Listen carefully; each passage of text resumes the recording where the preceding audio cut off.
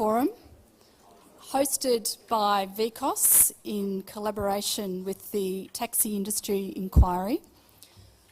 I'm Catherine Santo, I'm an independent consultant, and I'd like to warmly welcome you to this very important community forum this morning. I'd like to begin by acknowledging that we are meeting on the lands of the traditional owners, the Wurundjeri people of the Kulin Nation, and I'd like to pay my respects to elders past and present. And I'd like to thank each of you for taking the time to come today. It's an amazing crowd that we have gathered here, and I think already that tells us something about just how important this topic is. We have a very broad range of people in this room. This is primarily a consultation forum for service users, but we also have a large number of people from community service organisations, advocacy groups, state government departments, local government, the Victorian Human Rights and Equal Opportunity Commissioner, people from the Taxi Inquiry. I think we have the entire staff here of the Taxi Inquiry today, which is fantastic to listen to you. And we also have members of the taxi industry present. So an extraordinarily diverse range of people to come and talk about what's important in the taxi industry at present and to start to identify the sorts of things that you'd like to see change. So we're looking forward to some fantastic discussions throughout the course of the forum. I'd just like to take you through briefly the agenda so you have a sense of how things are going to flow throughout the course of the next few hours. In a moment I'm going to hand over to Kath Smith, who is the Chief Executive Officer of VCOSS, and she's going to formally welcome you to today's proceedings. And from there, we are very fortunate to have Professor Allan Fels, who is the Chair of the Victorian Taxi Industry Inquiry, and he's here to both present to you and talk to you about what's happening with the inquiry and also to engage in some discussion with you.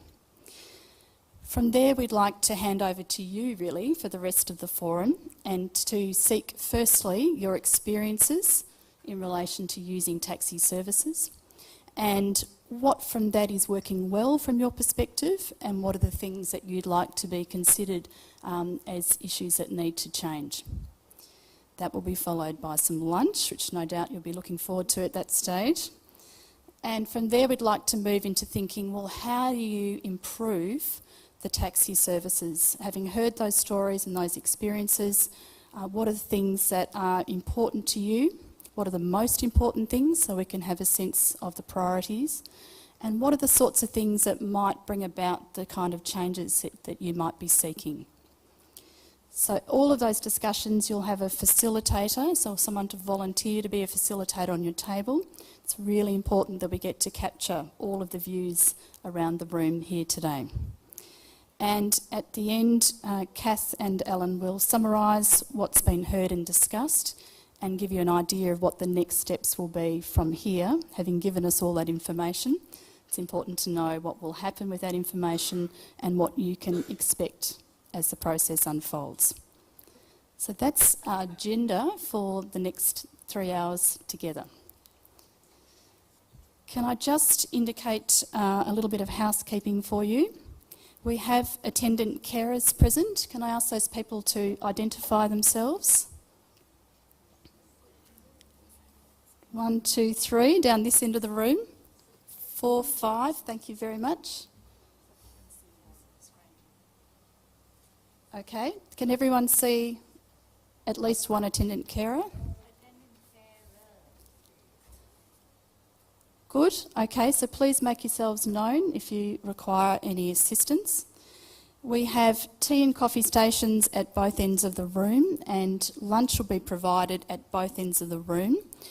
And we also have toilets at both ends of the room, so just down near where you came in, and also up this end past those spare tables is another set of toilets.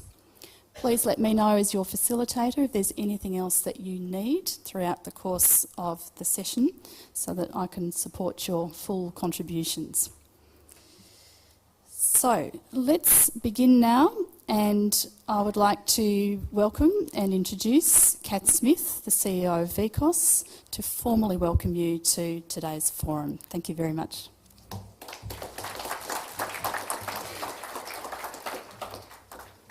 Thanks, Catherine. Thank you very much, Catherine. Now, I'm just aware about just making sure everyone's comfortable. The reason I was calling to the signer was because there's a number of signers, a number of people who are watching you on screen. So if you can stand close to the speaker, it means that everyone can see you as well as the people in your direct eye line. Again, just to reinforce what Catherine said, if anyone has any needs during the morning, do please speak up and or talk to people around you in order that we can maximise your participation. Yes, I'm formally and warmly welcoming you to this event this morning. We've been, I wouldn't say surprised, but delighted by the level of interest. This inquiry into necessary improvements into Victoria's taxi services comes at a really good time from VCOSS's point of view. We have a long interest in access issues, particularly across the transport system, but in particular around taxis in terms of both affordability and physical access, and just making sure that our taxi system is doing what it can to support the mobility needs of all Victorians, in particular people who are mobility impaired or people who for one reason or another are not well placed to use other forms of transport. So from our point of view, this is a fantastic opportunity to improve taxi services for disadvantaged Victorians, and we warmly encourage your participation and input. VCOSS will be actively gathering and I suppose filtering and pursuing and hopefully persuading and encouraging change as government considers these issues. So really it's just for me to welcome you, to say that VCOSS is very interested in this. I'm very happy that you're all here. I'll talk again at the end of the morning around what the next steps might be and some of the threads that are coming up during the morning, and we'll, I hope, have a really wide-ranging discussion. Some of you may or may not have noticed that on your tables you've all got a copy of a little paper around improving taxi services for mobility disadvantaged Victorians. And so any of you that haven't seen that or are interested in that, just be aware there is some background material, and there's further background material, swathes of background material, if you're interested. But I think I won't hold us up anymore. I think what we'll do now is I'll invite you to welcome the keynote speaker, who's the chair of the Victorian Taxi Industry Inquiry, Professor Allan Fels. Please welcome Allan. Thanks very much, Kath. Ladies and gentlemen, I'm very pleased to be here today, and I'd like to thank VCOSS for helping us arrange this event and for so many of you coming.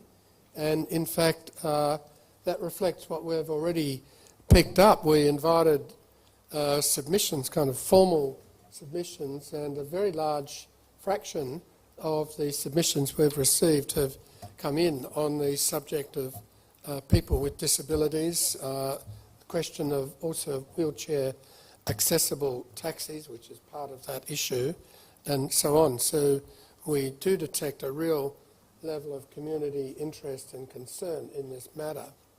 So what I'm going to do briefly today is to tell you a little bit about the inquiry, mention a few of the issues which are mentioned in that paper that Kath has mentioned and that many of you have seen, that we've already heard about in relation to disability and taxis, and maybe I'll take a couple of questions afterwards if you want, and then I think we're going to break up, and we're extremely interested to hear from you what you think about things, what are your concerns and suggestions for improvement. So the position is that the government has asked me to do a 12-month review of the taxi and hire industry and to recommend reforms to improve the services provided by taxis and hire cars. And we, of course, already know that people with impaired mobility due to frailty, illness or disability are among the most frequent and reliant users of taxis. And for those who can't drive or access other forms of public transport, taxis may be the only way to get out and about. And many people have stressed to us already that taxis give them the independence that they would otherwise not have. We know that the major players in the taxi industry have always had a very strong voice in debates about taxi services and the actions of government.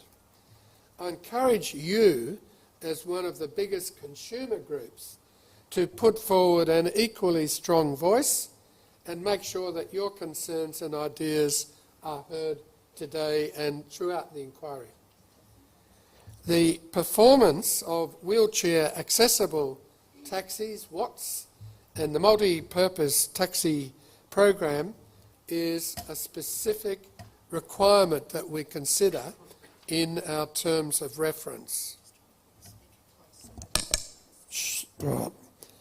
We also want to think beyond the current system and ask what alternatives there might be to provide door-to-door transport to mobility disadvantaged people. This will include the potential future role of taxis, especially with an ageing population who will need more taxi-like services to move around and remain active. All of those issues are interlinked with our broader task to review the taxi industry as a whole.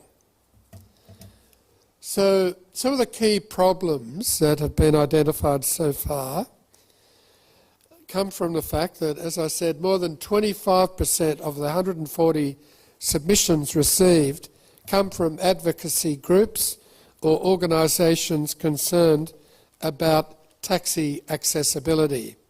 And we're picking this up from lots of other sources and from non-submissions coming in on email and Twitter and Facebook and all that kind of thing. So it was no surprise to me that those who rely and use taxis the most have very strong views on the industry.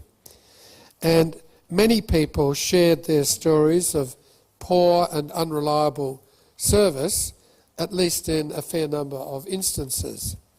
And it's clear to me at this stage that the standard of taxi service experienced by people with mobility issues often falls short of what is available to the wider community or what would be desirable for them. We can group at this stage the main problems into about 10 areas, although that's exactly what we want to hear about from you today, whether we've caught everything and what you think about this.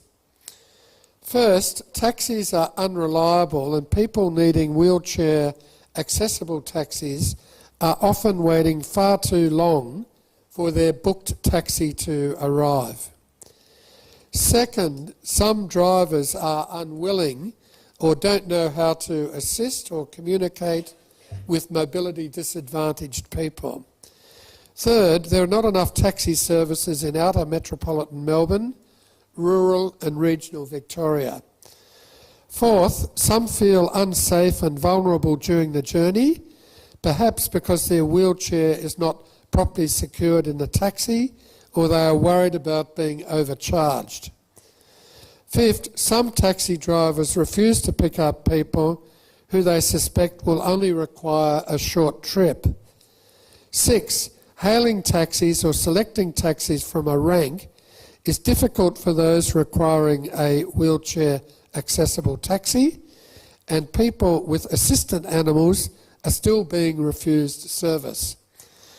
7, taxi travel is too expensive for some, even with the multi-purpose taxi program, the MPTP subsidy. 8, some taxi users find the existing payment methods difficult to handle. 9, some people have difficulty booking a taxi using the automated service.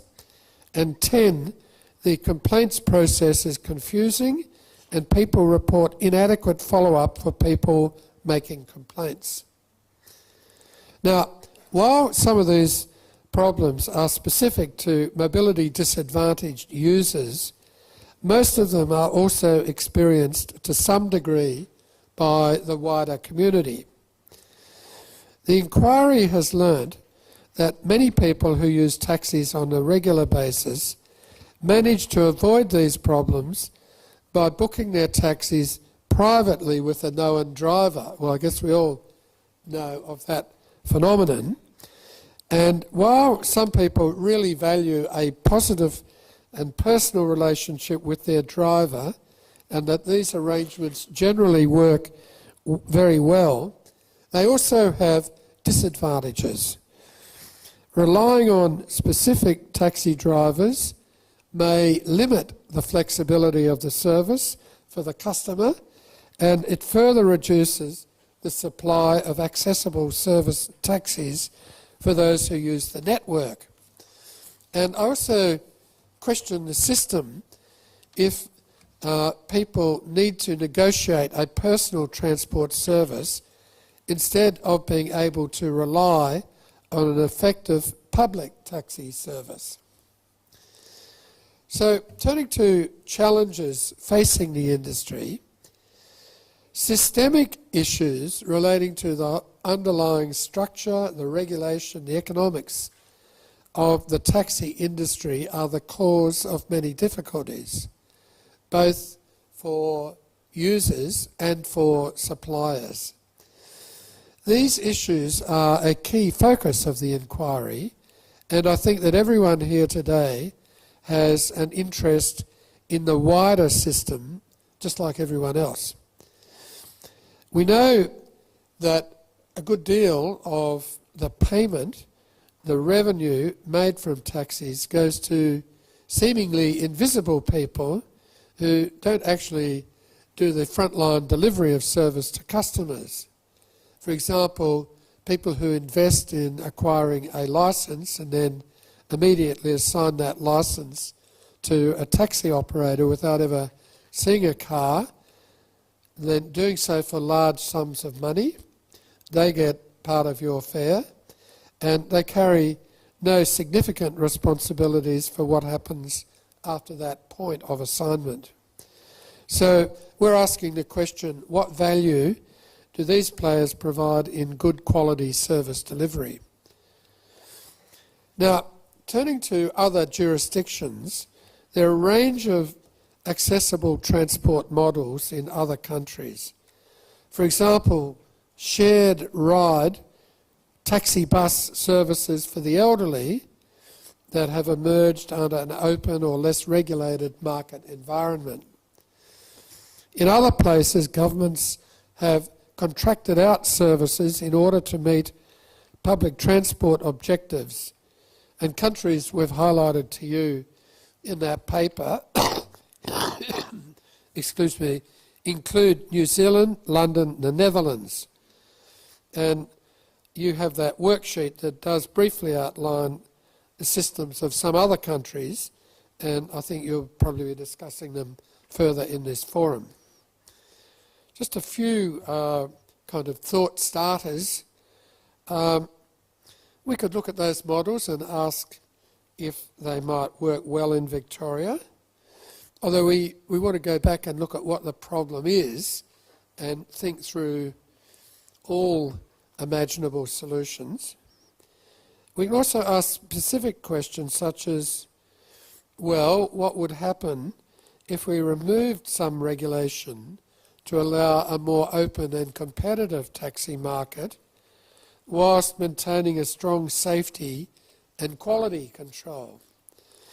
If some controls were taken away, would the industry have greater availability of taxis?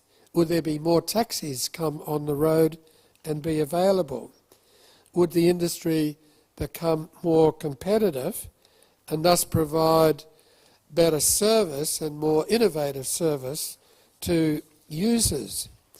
Would it lead to more cabs, reduced fares, shorter waiting times, a greater range of services?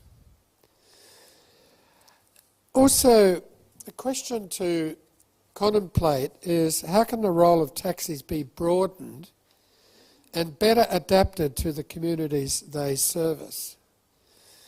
Should taxis be allowed to be more flexible so that they can offer different types of services like shared rides or trips with a fixed fee? Should we invest in a universally accessible taxi vehicle design? Should the ultimate goal be to introduce a new design of taxi that suits everybody in the community? Would simply adding more watts to the Victorian taxi fleet lead to more reliable service? Is the answer to introduce more regulation and enforceable standards? Could new and stricter regulations improve service delivery to people with mobility disadvantage? For example, obliging drivers to provide an itemised receipt after each journey, or positioning the driver ID and fare meter close to wheelchair users at the back of the vehicle. Could we establish a central booking service which can retain important customer information? If a database was maintained to share such information with drivers when jobs were booked or to link customers with particular drivers, users may not need to set up private arrangements with drivers. Would this arrangement work? Do we need a centralised and independent complaints handling process? Or should we put that more heavily on networks or combinations of drivers? What elements of a complaint system are needed to ensure providers are held to account? What are the consequences of reform? Recommendations at the end of the reform could lead to a period of transition with some short-term instability. All of these consequences will have to be taken into account when deciding on reform for the industry as the government wants us to come up with. What I'll seek to recommend to the Victorian government is the best model for regulating the taxi and hire car industry in the future and any transitional measures necessary to get there. So let me make it clear that at this stage I do not have a clear view on what the answers are. I have done some inquiries in the past where I'm pretty clear on day one what the answer is likely to be.